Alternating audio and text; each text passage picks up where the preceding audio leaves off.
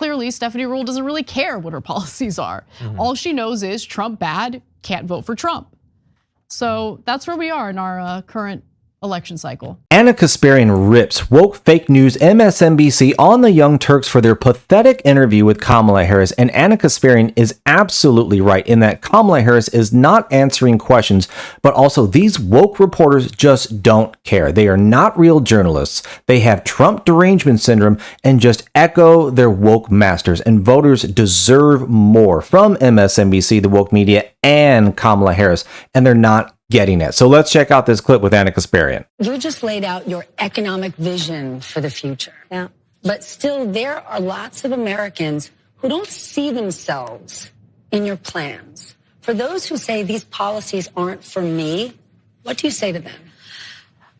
Well, if you are hardworking, if you have the dreams and the ambitions and the aspirations of what I believe you do, you're in my plan. That clip was from Kamala Harris's just released interview on MSNBC with MSNBC host Stephanie Ruhle.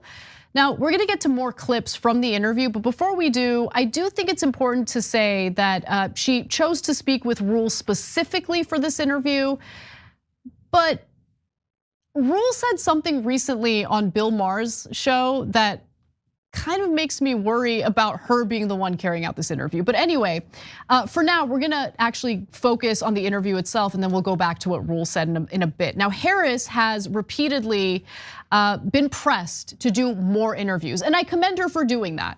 Now, this isn't her first one-on-one interview if you count her discussion with Oprah, but that was kind of like a fluffy interview. Like, I don't know if I'd want to call that hard hitting. The thing is, this might be a fluffy interview as well. I don't know, we're gonna watch the clips together. So Ruhle asked Harris about how she would implement a higher corporate tax rate, something that I know Stephanie Ruhle is not actually in favor of, but nonetheless, let's watch. Expanding that child tax credit, or you mentioned housing before, giving that extra money for a first home. If you can't raise corporate taxes, or if GOP takes control of the Senate, where do you get the money to do that? Do you still go forward with those plans and borrow? Well, but we're gonna have to raise corporate taxes, and we're gonna have to make sure that the biggest corporations and billionaires pay their fair share. That's just it. It's about paying their fair share. I am not mad at anyone for achieving success, but everyone should pay their fair share. And it is not right that the teachers and the firefighters that I meet every day across our country are paying a higher tax than the richest people in our country.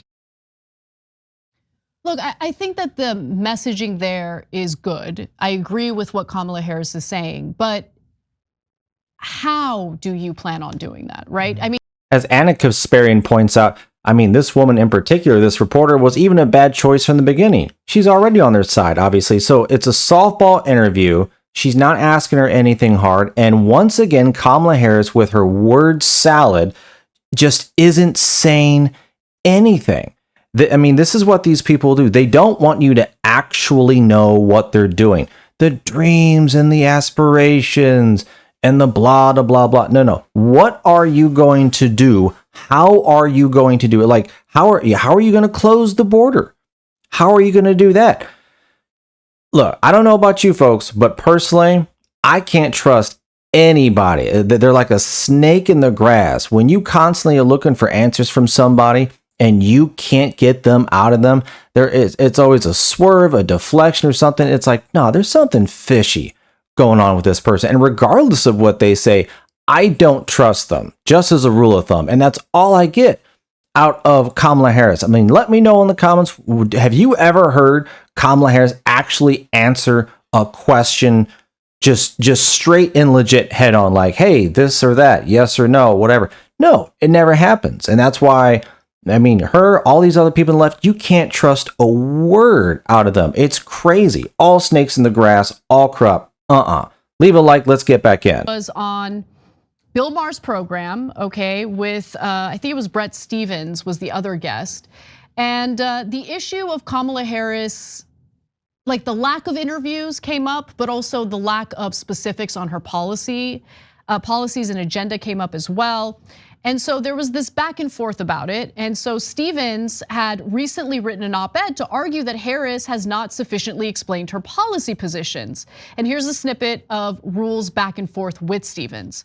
Stevens says, it's not too much to ask. Kamala, say, are you a Palestinian state if Hamas is going to run that state? Yes or no? Rule says, okay, let's say you don't like her answer. Are you going to vote for Donald Trump? Stevens says, no, I'm not. I just said I'm not going to vote for him. Rule says Kamala Harris isn't running for perfect. She's running against Trump. We have two choices. And so there are some things you might not know her answer to. And in 2024, unlike 2016, for a lot of the American people, we know exactly what Trump will do, who he is, and the kind of threat he is to democracy. Stevens responds with, Stephanie, the problem that a lot of people have with Kamala is we don't know her answer to anything, okay? And Rule says, but you know his answer to everything. Stevens says, and that's why I would never vote for him, and people shouldn't vote for him, but people also are expected to have some idea of what the program is of the person you're supposed to vote for. You're just not supposed to say, well, you have to vote for Y because X is this, that and the other, okay? So basically, like they're going back and forth because Stephanie Rule is like, but Trump bad, Trump bad, Trump bad. Why are you asking so much of Kamala? Trump bad. All you need to know is that Trump bad and you vote for Kamala. That's it, end of story. And Stevens is saying, no, I think voters deserve to know what the specifics are on her policy proposal. She should do more interviews. And honestly, I agree with Stevens. So, the fact that she's one of the very few people that Kamala Harris has agreed to be interviewed by is a little bit concerning because clearly Stephanie Rule doesn't really care what her policies are. All she knows is Trump bad, can't vote for Trump.